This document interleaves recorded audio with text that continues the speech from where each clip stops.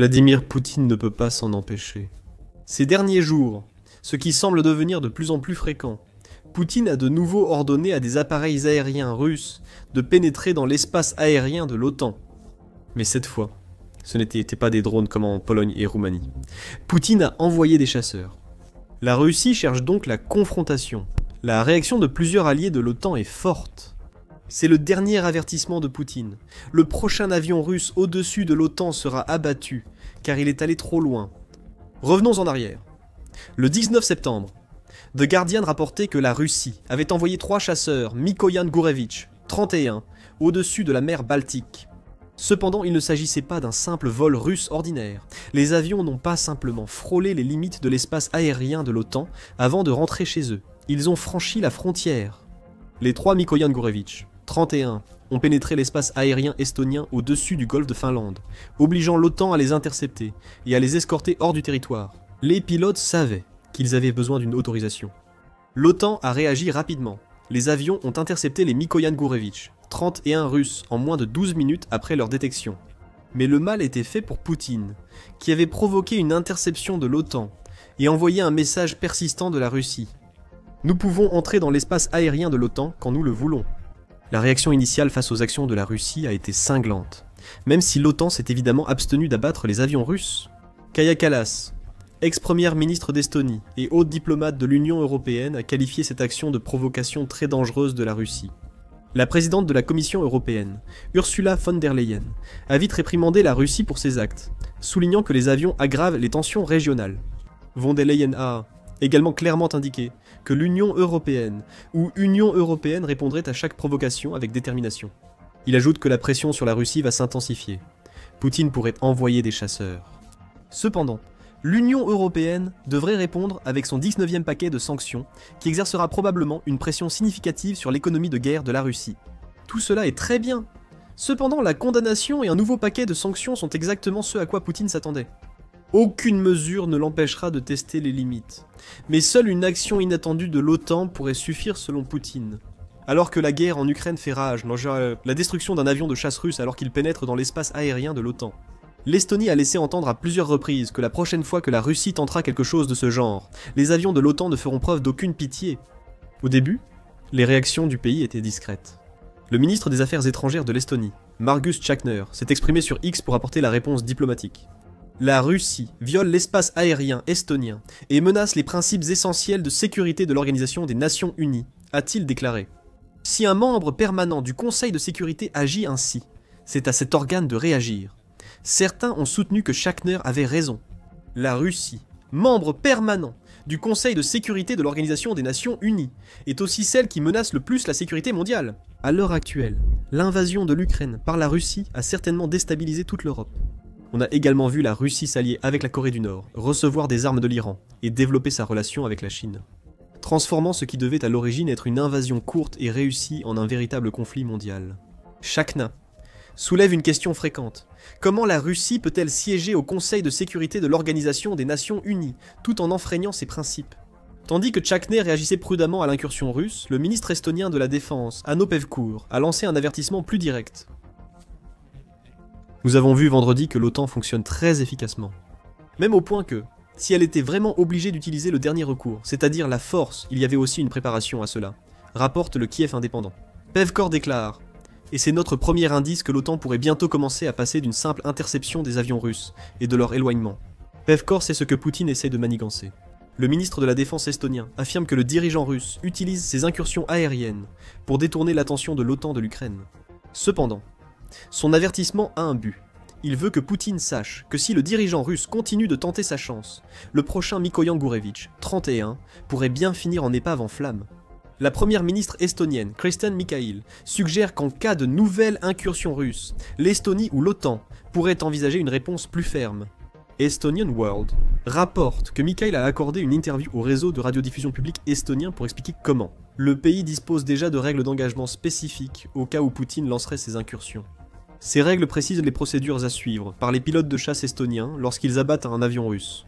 Ainsi, il n'y a aucun doute que nous avons la capacité de faire ce qui est nécessaire dans notre espace aérien, avec nos alliés de l'OTAN, a déclaré Mikhail lors de l'entretien. Le Premier ministre estonien a aussi indiqué que les pilotes des Mikoyan Gurevich, 31 Russes, pouvaient ne quitter l'espace aérien estonien avant l'arrivée des avions de l'OTAN pour les escorter. L'OTAN aurait identifié et contacté le pilote, mais celui-ci a ignoré les avertissements et poursuivi la mission. Il pouvait partir plus tôt, a déclaré Mikhail dans un communiqué proche d'un avertissement. L'OTAN vous a donné une chance. La prochaine fois, vous n'aurez peut-être pas autant de chance. L'avertissement le plus direct sur la destruction d'avions russes, en cas de nouvelle violation de l'espace de l'OTAN, est peut-être venu de Marko Mikkelsen, président de la Commission des Affaires étrangères du Parlement estonien, a simplement déclaré cela, après l'incursion russe. 17 secondes au lieu de 12 minutes. La prochaine fois, on fera comme ça. Que signifie Mikkelsen? La réponse sera dévoilée plus tard dans la vidéo. Pour l'instant, l'Estonie suit toutes les démarches jugées appropriées après la récente tentative de la Russie d'intimider une nation de l'OTAN. Au lieu d'agir immédiatement, l'Estonie a invoqué l'article 4 de l'OTAN après l'incursion russe. C'est la deuxième invocation en autant de semaines, puisque la Pologne a fait de même après que la Russie a envoyé des drones dans son espace aérien plus tôt en septembre.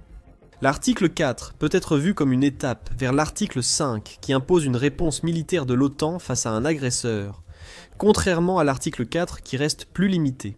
Au lieu de cela, la nation qui l'invoque demande essentiellement une consultation avec les autres membres de l'OTAN pour discuter d'un plan d'action, et de déterminer quelle devrait être la prochaine étape après qu'une autre nation ait commis un acte agressif. En vertu de l'article 4, les pays membres peuvent soumettre toute question préoccupante, en particulier liée à la sécurité, au Conseil de l'Atlantique Nord, l'organe principal de prise de décision politique de l'OTAN. C'est la bonne première démarche de l'Estonie. Invoquer l'article 5 serait aller trop loin, surtout que les avions russes n'ont pas attaqué une fois confrontés dans l'espace aérien de l'OTAN. Ne pas invoquer l'article 4 pour ouvrir une discussion enverrait un mauvais message à Poutine. L'inaction montrerait aux dirigeants russes que l'OTAN, ou du moins les nations de l'OTAN, qu'ils visent avec ces tactiques de provocation, a trop peur de faire quoi que ce soit qui pourrait pousser la Russie à escalader. Cela voudrait dire que Poutine poursuivrait l'escalade jusqu'à un événement grave, ce que l'OTAN veut éviter. Le 23 septembre, une réunion ministérielle importante du Conseil de sécurité de l'Organisation des Nations Unies sur l'Ukraine aura lieu, selon le Kiev Post. On peut supposer que cette réunion traitera uniquement de la guerre en Ukraine. Alors que la Russie poursuit ses incursions aériennes dans l'espace OTAN, la question sera posée à un des 5 membres permanents du Conseil de sécurité de l'Organisation des Nations Unies.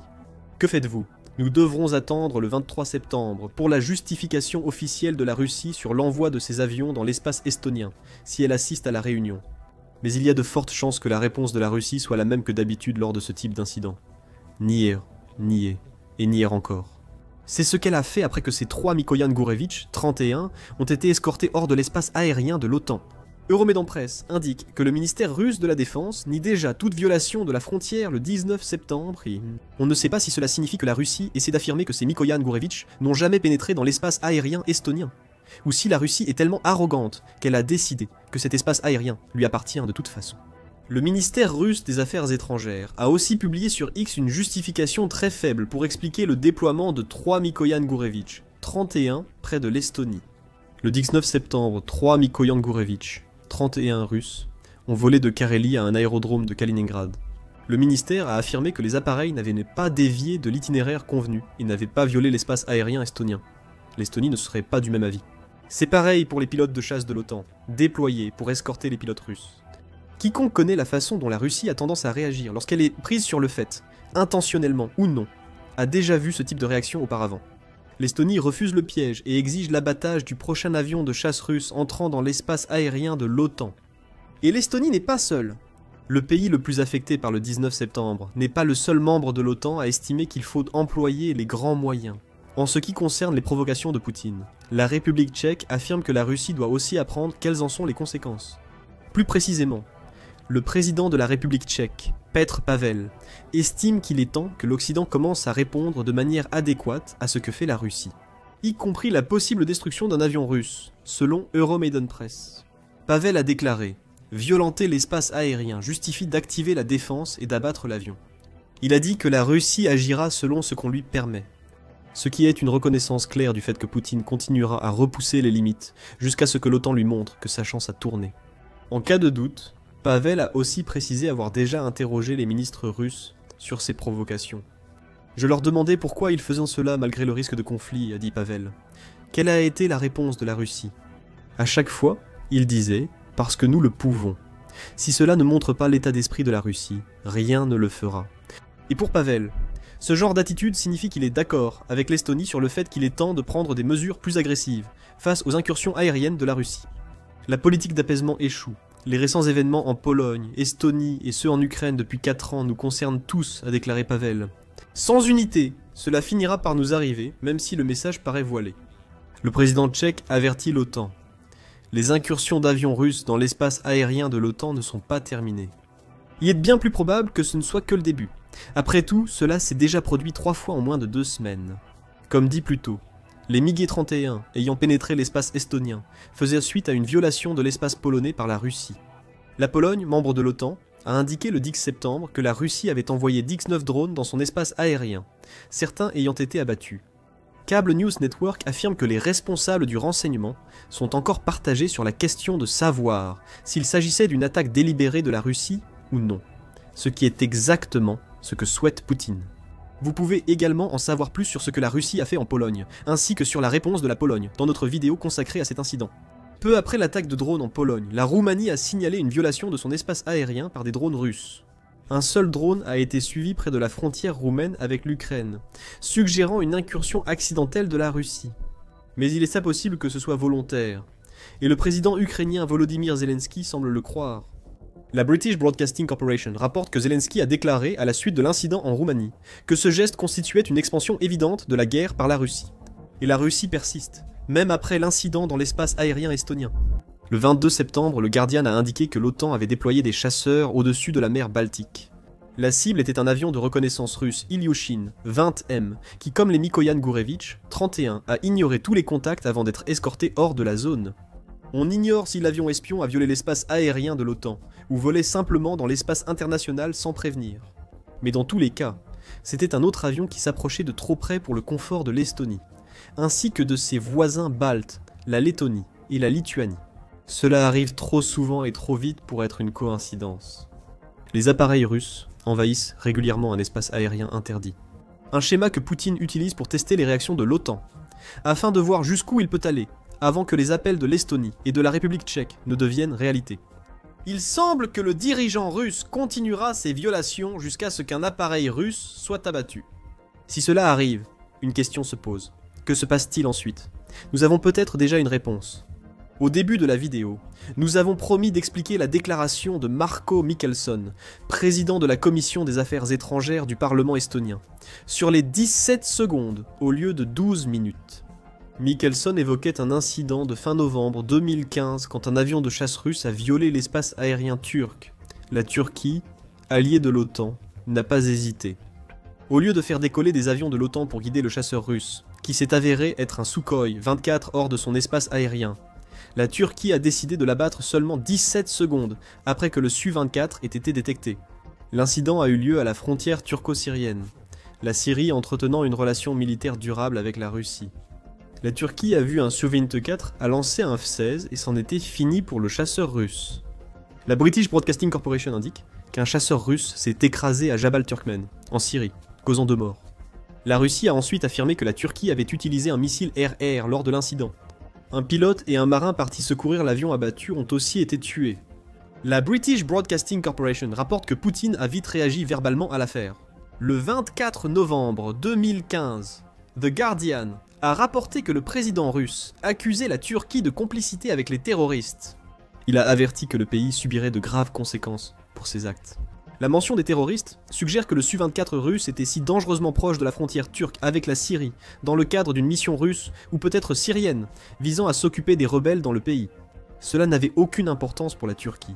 Elle a vu un avion russe et a agi immédiatement, l'abattant en seulement 17 secondes.